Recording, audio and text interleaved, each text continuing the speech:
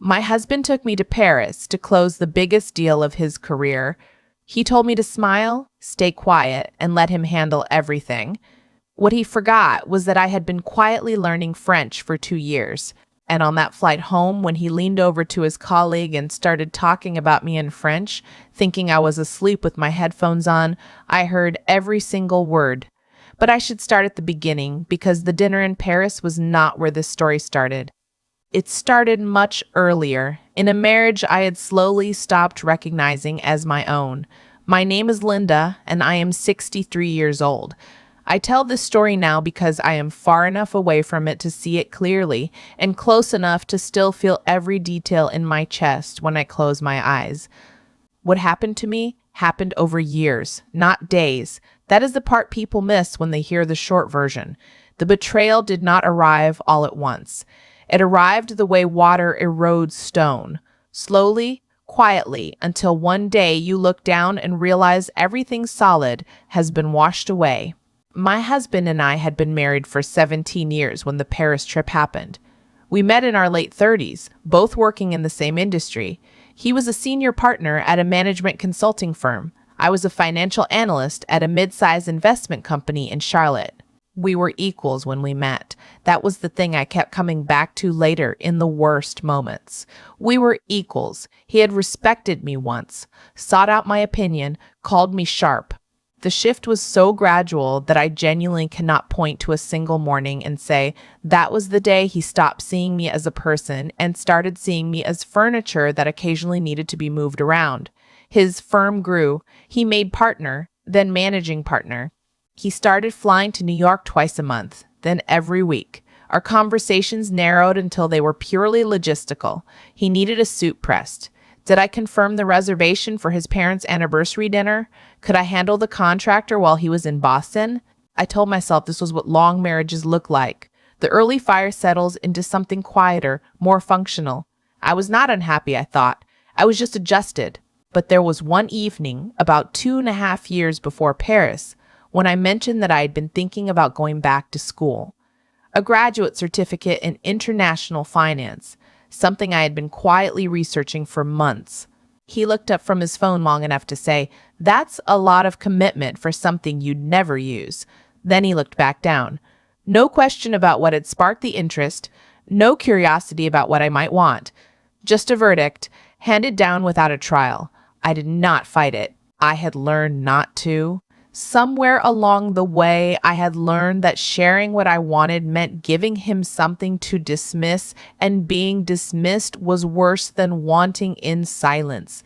That night, lying awake while he slept, I picked up my phone and opened a language app. I had studied French for 2 semesters in college, back when I was a different person with a different sense of what was possible. The vocabulary was still there, filed away under things I had given up. I spent an hour going through the first few lessons, remembering more than I expected, and by midnight something had reignited in me, not for any practical reason, not because I had a plan, just because it was mine, just because it was mine, just because no one could look at me doing it and tell me I was wasting my time. I want to be honest about why I never told him. It was not a secret in the beginning. It was simply something I did not share. The way you stop sharing things with someone who has stopped being genuinely interested. I practiced every morning before he woke up. I listened to podcasts during my commute. I hired a tutor I met through an online community, a retired professor in Lyon who met with me over video call twice a week for 18 months. My French became real, conversational, then confident, then fluent in the way that means you stop translating in your head and start simply thinking.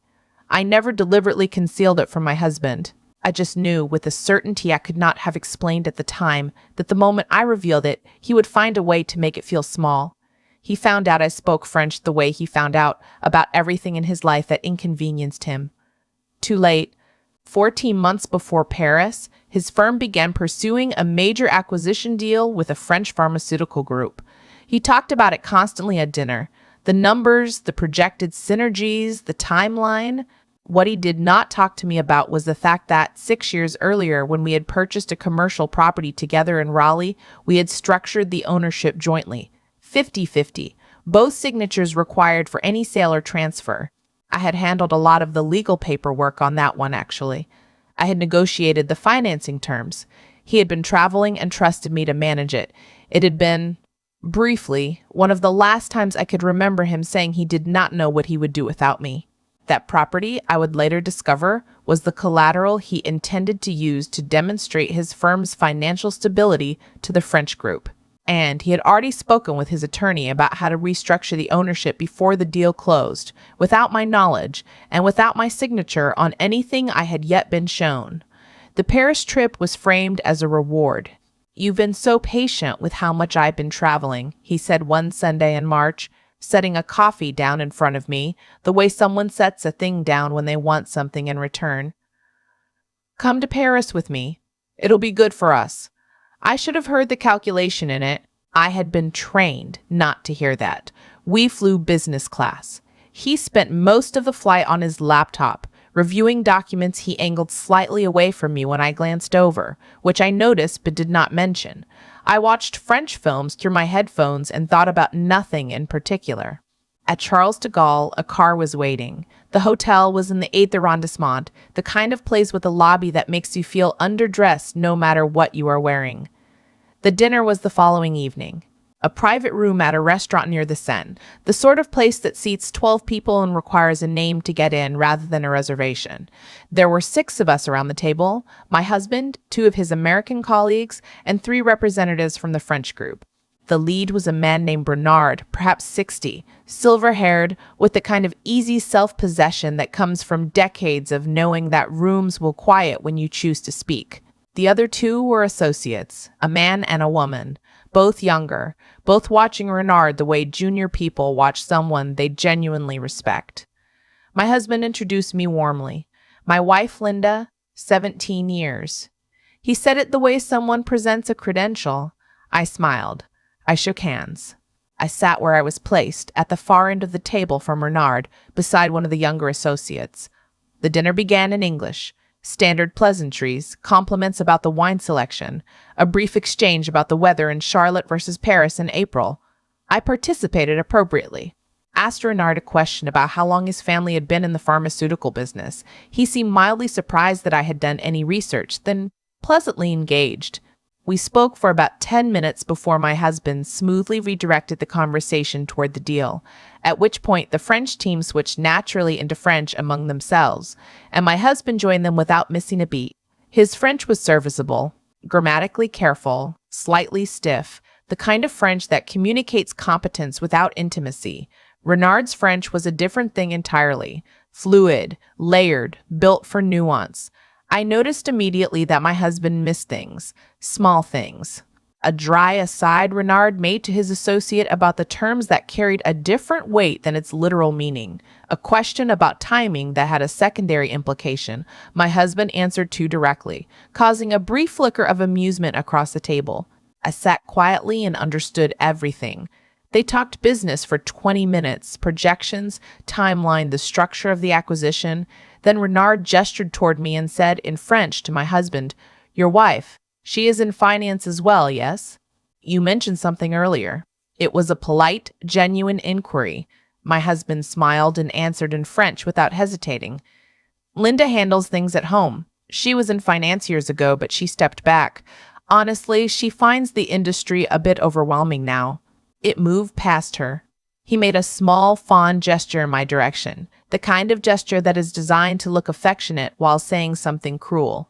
"She keeps me grounded. Very important role." I felt my jaw tighten. I had not stepped back from the industry. I had been a senior analyst for 31 years. I had taken 8 weeks off when my mother was ill 3 years ago, and in that time my role had been absorbed rather than preserved. It was not a choice I had made. It was something that had happened to me, and he knew that, and he had just described it as though I had quietly retired because the math had gotten too hard. I reached for my water glass and took a slow sip. That was the closest I came to breaking the silence early. My hand was steady. My face was the careful, pleasant face I had spent 17 years perfecting. The conversation continued. Renard shifted to discussing the Raleigh property specifically, its value as collateral, the clean title, the location in a growing corridor. My husband confirmed everything with easy confidence. Full ownership, he said. No complications. Available to structure however the deal required. I set my water glass down very carefully. Full ownership. He had said full ownership. He had said full ownership. That property was in both our names. I had signed the original purchase agreement. I had negotiated the loan terms. My name was on the deed. I did not move.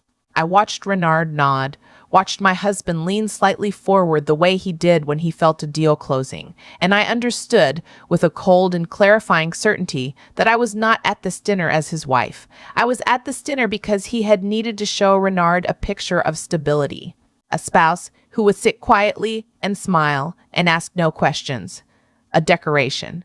Functional in the way a lamp is functional, present, unobtrusive, illuminating nothing.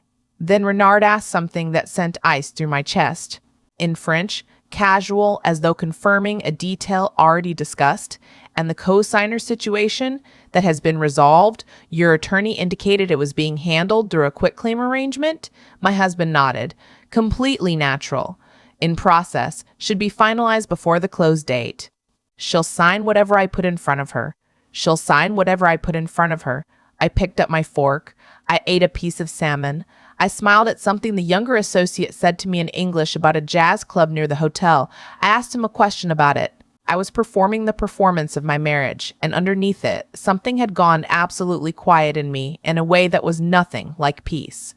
We returned to the hotel at 11. My husband was in high spirits, talking about how well the evening had gone, how Renard had been more receptive than expected. I agreed. I said all the right things. In the bathroom, alone, I looked at my reflection for a long moment. Then I took out my phone and sent one text message. It was to my college friend Diane, who had been a family law attorney in Raleigh for 22 years before moving into private practice. The text said, "I need to talk to you tomorrow. It's important. I'm in Paris until Saturday." She responded in 4 minutes. "I'll be up. Call whenever." I did not sleep.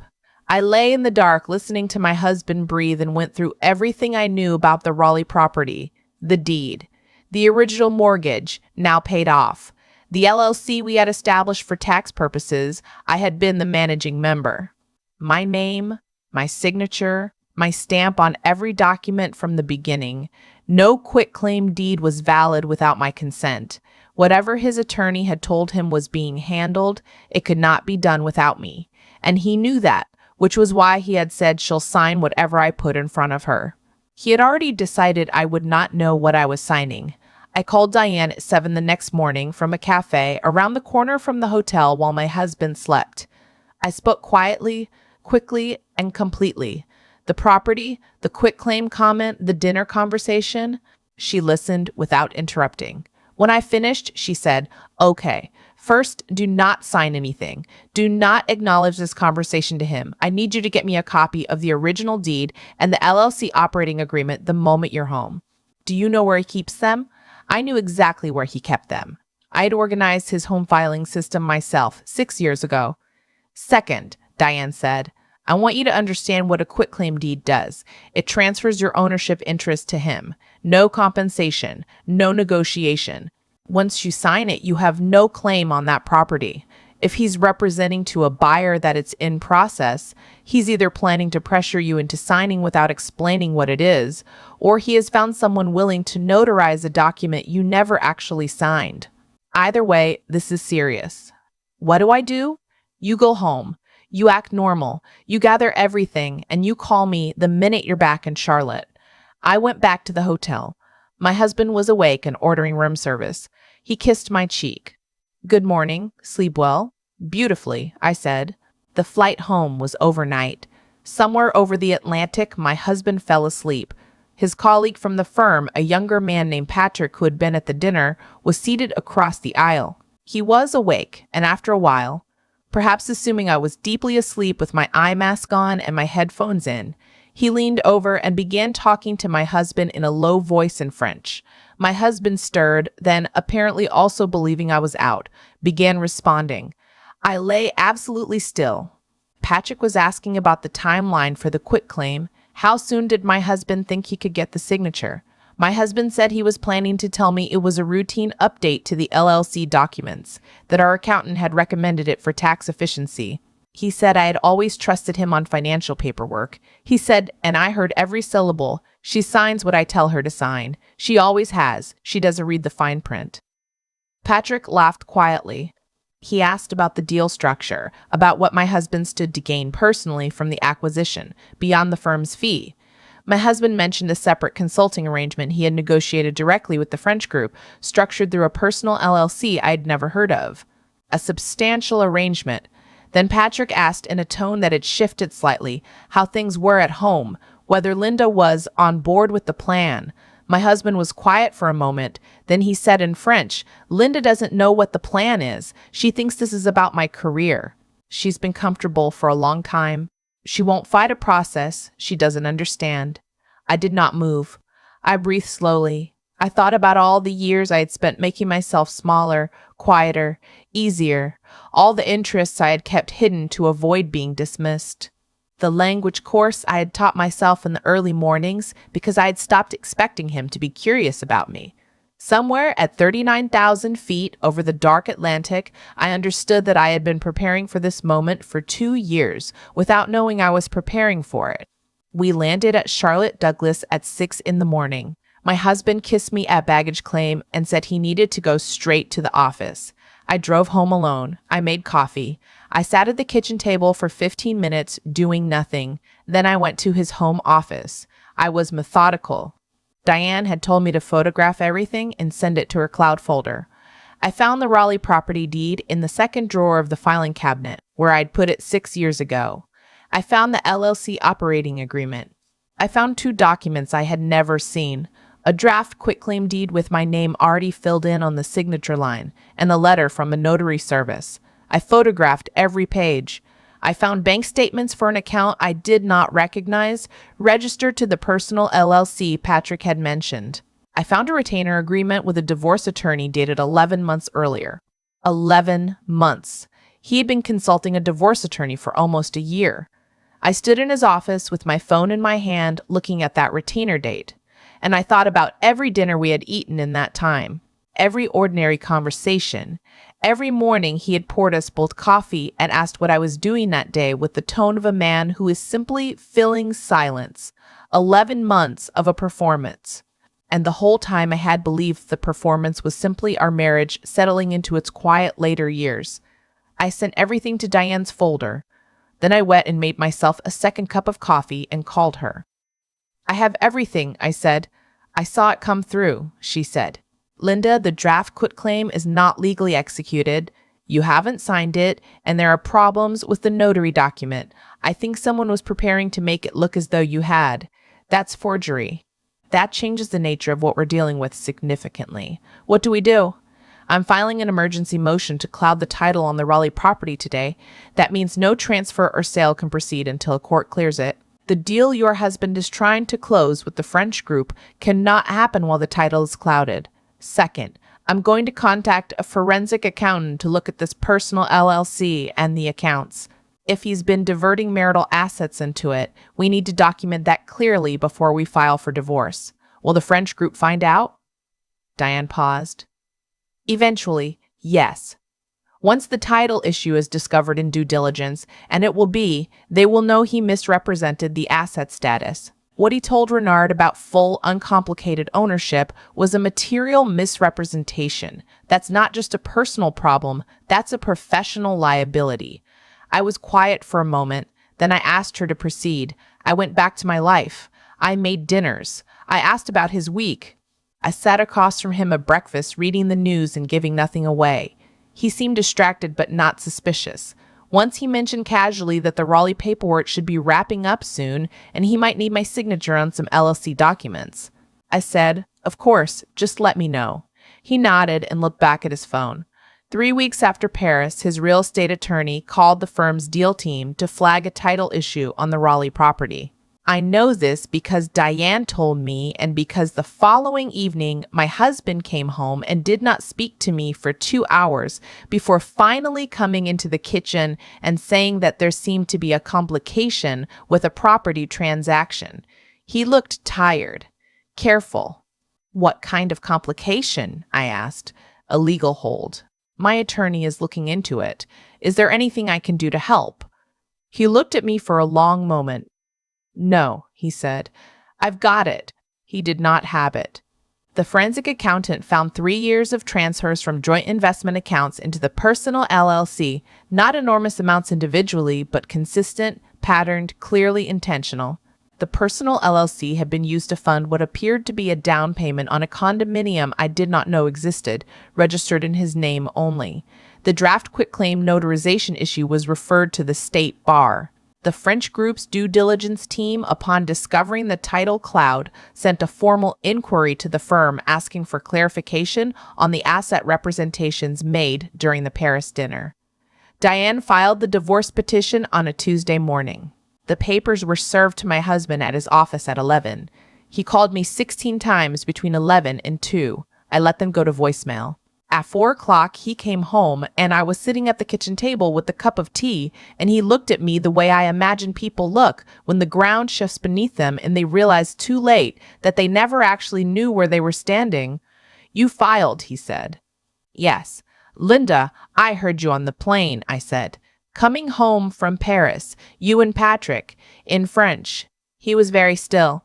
You said I sign what you tell me to sign. You said I don't read the fine print. I paused. I have read every piece of paper you have put in front of me for 31 years. I negotiated the mortgage on the Raleigh property myself. My name is on every document because I put it there. I built that asset with you, and I have a copy of everything to prove it. He sat down. He looked older than I had seen him look in years. You speak French. For 2 years now. Why didn't you tell me? I thought about that question for a long time before I answered it, because I already knew what you would say about it. The divorce took 10 months. He fought parts of it, as Diane had predicted, but the forensic accounting made the financial picture clear, and the professional investigation into the misrepresentation to the French group cost him the partnership he had spent 20 years building. He resigned before the firm asked him to leave. The Raleigh property was sold as a marital asset, split equally. The condominium was disclosed as a marital asset as well, purchased in part with joint funds, and factored into the settlement. What he had been quietly moving out of our shared life came back, not all at once, but piece by piece, the way things that belong to you tend to. The thing I did not see coming arrived about 4 months into the divorce process. A LinkedIn message from Renard. His English was excellent.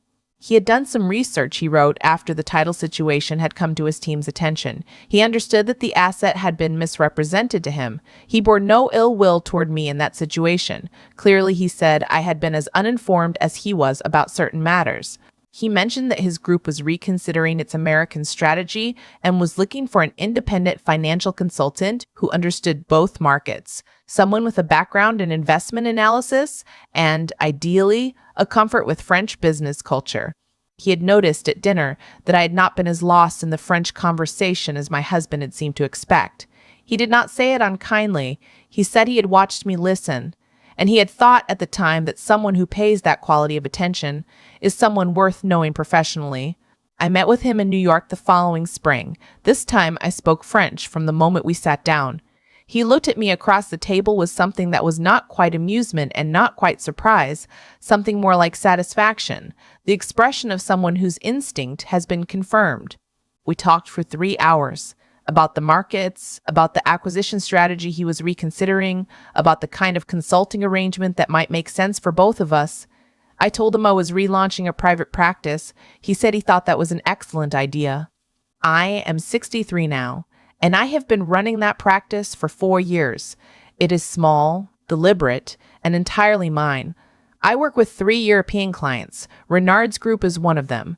I am not rich, but I am financially independent and deeply solvent, which is more than I could have said with certainty when I was sitting at that Paris dinner table, pretending not to understand what was being said about me.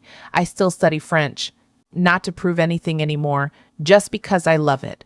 Because a language is not only a tool for communication, it is a way of thinking, a parallel world of concepts and rhythms and textures, and finding your way into it changes something in how you see yourself. I learned French in secret because it was the one place in my marriage where I was fully myself. And when it mattered most, it was enough. I think about the version of me that almost did not download that app. The one who lay awake, feeling invisible, and reached for her phone out of nothing more than restlessness. Who did not think, on that particular night, that she was starting anything at all? I do not believe in signs or fate. Exactly. But I believe in what you do with the quiet hours when no one is watching.